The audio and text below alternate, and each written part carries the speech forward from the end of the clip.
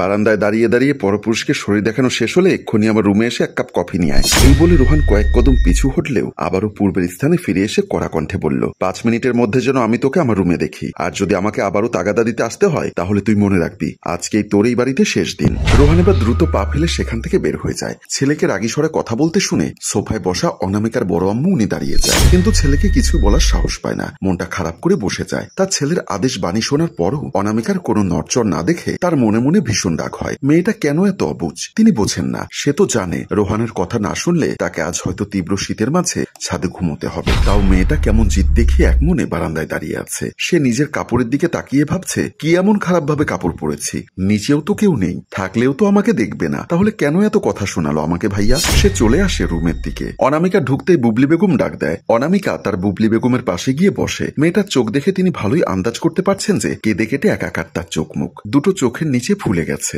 বুবলি বেগম অনামিকার মাথায় হাত রাখে। অনামিকা তাকায় তার দিকে, কি মায়া ভরা চোখ যুগল, কি লাবণ্যময়ী তার চেহারা। অনামিকা এর দিকে তাকালে বারবারই তার ছোট জায়ের কথা মনে পড়ে যায়। দেবরের বিয়ের জন্য মেয়ে দেখার দায়িত্ব তার ঘাড়ে পড়েছিল। অনেক খুঁজেও যখন মনের মতো মেয়ে পাচ্ছিলেন না, ঠিক সেই দিন তার নজরে পড়ে গ্রামের পুকুর পাড়ে বসে থালা বাসন মাজতে থাকা 17 বছর বয়সী এক সুন্দরী মেয়েকে। চড়া রোদেও তার দুধে আলতা গায়ের রং ক্ষয় হয় না। কোমর সমান চুলের সেই রূপসী নারী ছিল অনামিকার মা। মেয়েটাও দেখতে ঠিক মায়েরই মতো হয়েছে, কোনো অংশেই যেন কম নয় সে। জানিস তো মা, রোহান একটু এমনই, জানা মা, কফিটা বানিয়ে দিয়ায়, পাগলটাকে আর খেপাস না। অনামিকা নিশ্চুপ থাকে কিছুক্ষণ, আর বড় চাচির দিকে চলে যায়। কি অমায়িক মানুষটা। যখন বাড়ির সকলে মিলে অনামিকার উপর অত্যাচার করতে ব্যস্ত, ঠিক সেই সময় বুবলি বেগম নিজের সর্বস্বটুকু দিয়ে তাকে আগলে রাখে। কখনোই তাকে মায়ের অভাব বুঝতে দেয়নি। ছোটবেলায় মাকে হারানোর দরুন মায়ের ক্ষীণ স্মৃতিও মনে নেই অনামিকার। তার কাছে মা মানে বুবলি বেগম।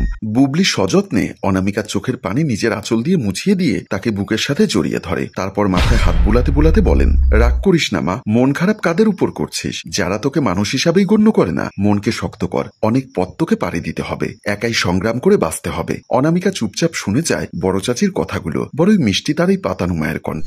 অনামিকাকে আগলে রাখার জন্য তাকেও অনেক অপমানিত হতে হয়। এমনকি তার নিজ ছেলে মেয়ের কাছে মা চক্ষু শুলে পরিণত হয়েছে। বুবলি বেগম আবারও বলেন, আমি ব্যর্থ মা, নিজের সন্তানকে ঠিকমতো মানুষ করতে পারিনি। আজ না হলে এই দিন আমাকে দেখতে হতো না। তুই মনে কিছু নিস না মা, দেখিস একদিন তোর জীবনে এমন একজন মানুষ আসবে যে তোকে মানুষ হিসাবে সম্মান করবে। তোর ভালো লাগা মন্দ লাগাই তার ফার্স্ট প্রায়োরিটি হবে, তোকে বিয়ে করে রাজরানীর মতো রাখবে। চাচির কথা শুনে অনামিকা তাচ্ছিল্যের হাসি হাসে। মনে মনে নিজেকে বলে, আমার মতো মেয়েকে কেউ কেন বিয়ে করবে। অনামিকা আলতো করে বুবলি বেগমের গালে আলতো করে একটা চুমু খেয়ে হাসি মুখে তার দিকে তাকায়। মেয়ের চেহারা আবারও প্রাণোজ্জ্বলতা ফিরে পাওয়ায় তিনি যেন হাঁপ ছেড়ে বাঁচেন। অনামিকা না বসে সেখান থেকে চলে আসে। বড় আম্মু চেয়ে আছে তার দিকে। রান্নাঘরে এসে রোহানের জন্য কফি বানায়। কফি বানানো শেষ হলে ধোয়া ওঠা গরম কফি একটা কাপে ঢেলে নিয়ে যায় তার জন্য। কফি ঢালার সময় অসাবধানতায় তার হাতের কিছুটা অংশ পুড়িয়ে ফেলে। এটা তার নিত্যদিনের অভ্যাস। অষ্টদশীর হাতে এমন পোড়া ছাকার দাগ কম নেই। সে কোনোরকম কফি নিয়ে সেখান থেকে চলে আসে। রোহানের রুমের সামনে দাঁড়ায়। দরজায় দাঁড়িয়ে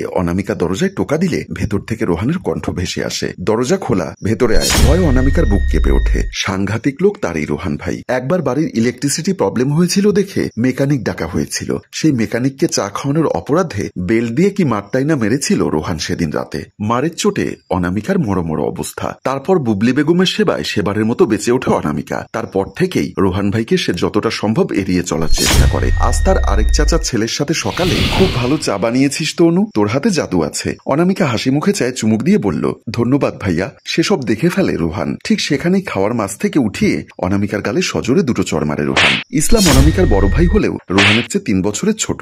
বলতে গেলে এবারই সবচেয়ে কনিষ্ঠ বংশধর অনামিকা। সেসব কথা মনে পড়তেই চোখের পানি ঝরে পড়ে অনামিকার। সে চোখ মুছে রুমের ভেতরে প্রবেশ করে। অনামিকা ঘরের ভেতর প্রবেশ করে কোনো দিক না তাকিয়ে কফির মগটা টেবিলের উপর রেখে চলে যেতে নেয়, কিন্তু কোত্থেকে যেন রোহান এসে তার সামনে দাঁড়িয়ে পড়ে। অনামিকা ভয়ে মাথা নিচু করে রাখে। আমার দিকে তাকাচ্ছিস না কেন? ও রাগ দেখাচ্ছিস?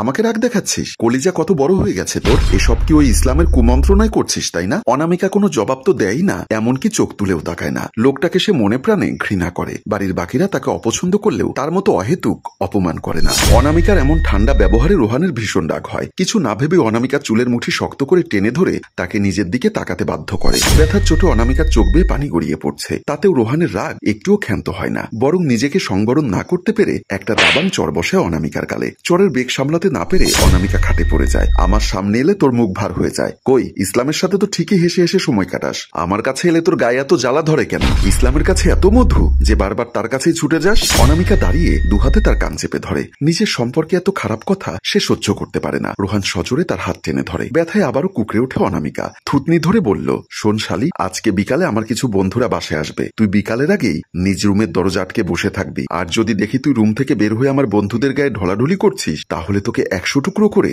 নদীতে ভাসিয়ে দিব। আল্লাহ বাবা মা নিয়ে গেছে তো কি হয়েছে, রূপ দিয়েছে, ছেলে পটানোর কৌশল তো তোর হারে হারে জানা। যা সর সামনে থেকে, দূর হয়ে যা আমার রুম থেকে, বোবা কোথাকার। রোহান ভাবছে, তুই কেন বুঝিস না, তোকে যে আমি খুব করে চাই। তোকে কেউ দেখলে তোর সাথে কথা বললে আমি যে সহ্য করতে পারি না, বড্ড ভালোবাসি রে অনু। তারপর সে চোখের পানি মোছে। ওদিকে অনামিকা নিজের রুমে বালিশ কোলে নিয়ে অঝরে কেঁদে যাচ্ছে। তুমি কেন আমার সাথে এমন করো ভাইয়া? আমাকে অপমান করাটাই কি তোমার একমাত্র লক্ষ্য? আমি তোমাকে ঘৃণা করি ভাইয়া, শুধুই ঘৃণা করি। আর এখানেই একতরফা ভালোবাসা ও চাপা কষ্ট দেখিয়ে আমাদের গল্প শেষ হয়। সম্মানিত ভিউয়ার্স, এভাবে কি আসলে ভালোবাসা হয়? অতিরিক্ত শাসন একসময় বিপরীত দিকে মন নেয়, তাই হালকা করে নিন। বেঁচে থাকুক ভালোবাসা। গল্পটির ভাবনা ও পরিচালনায় হাশেম রাজু, চিত্রগ্রহণ শিহাব ও শাকিল, প্রযোজনায় মঞ্জুর মোর্শেদ মিউজিক প্লাস। গল্পটি ভালো লাগলে লাইক, কমেন্ট ও শেয়ার করে দিন। ধন্যবাদ।